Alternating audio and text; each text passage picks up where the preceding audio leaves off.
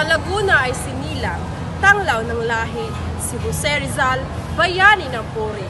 Mula sa duyan ng dunong at bait, pag-ibig sa bayan kanyang inukit.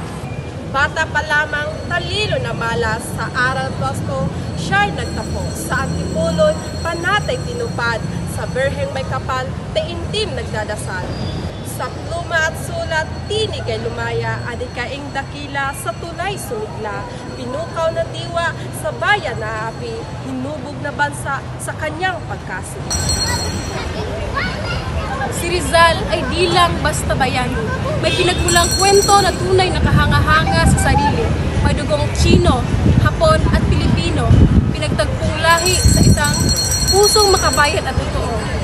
Bata pa lang siya'y masipag at matalino. Tahimik mapagmasid at malikhain sa mundo. Ang nanay niya ang unang nagturo ng dasal, ng leksyon at ng mabuting puso. Sa ilaw, sumubok kahit alam ang peligro. Doon niya natutunan ang tunay na sakripisyo, ang ipaglaban ng tama kahit may kapalit ito.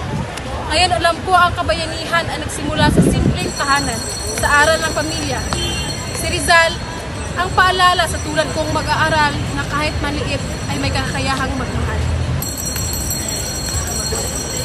Si Maestro Celestino, guro ng Batang Jose. Sa Calamba siya unang nagbigay gabay. Siya ay nagbigay liwanag sa madilim na landas. Puno ng pangarap at gabay. Bagamat siya'y maagang nagpaalam, sa alaala ni Rizal di malilimutan. Si Doña Teodora, ina ni Rizal, matapang na lumaban sa bawat pagsulit, ngunit siya'y inusin. 50 metro walang awang pinalakad, sa ilalim ng araw, pagod at sakit, tiniisang hirap para sa pamilya. 3 pari, mga martir ng bayan, sila'y inakusahan ng kamatayan, pinatay sa garote, di pinakitaan ng awa. Ang kanilang kamatayan ang nagsilbing sigaw ng mga Pilipino.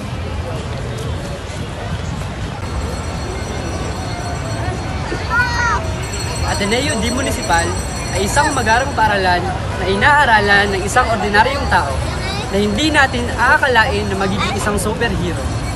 Dito ay nahasa ang kanyang mga talento, mapatula, pinta, o eskultura man ito.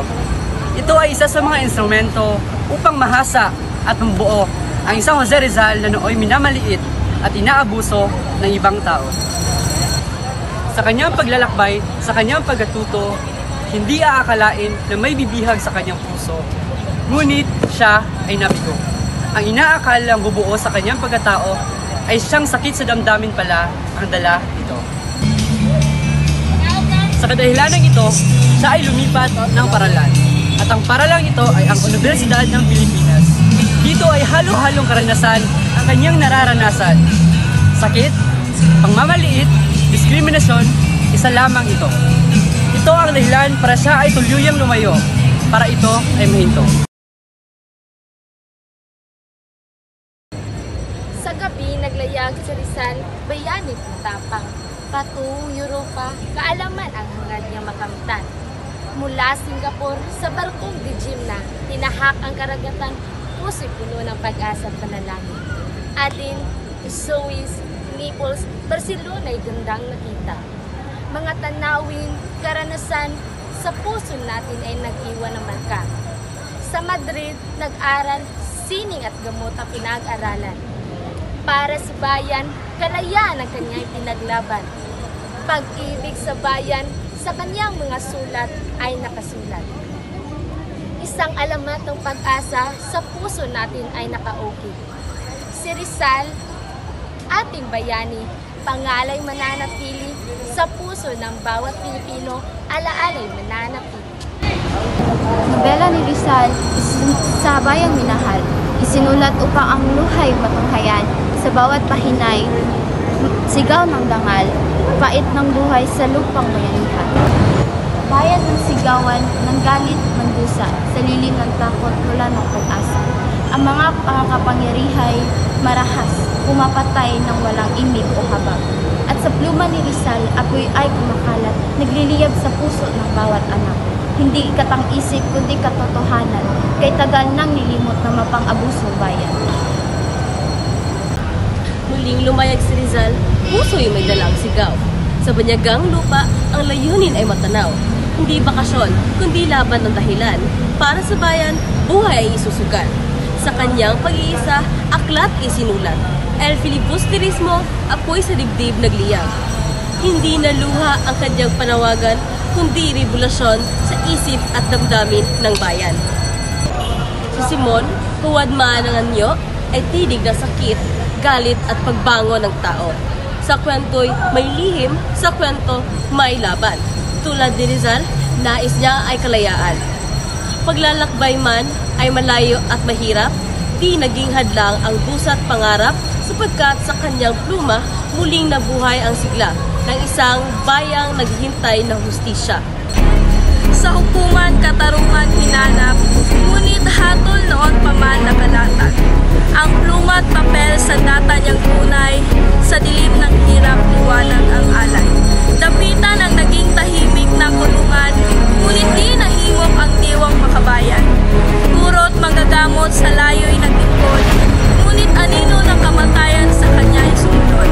Sa lupaing mahal, buhay niya'y hinalay. Bala sa likod, tumama, kalayaan ang tagumpay.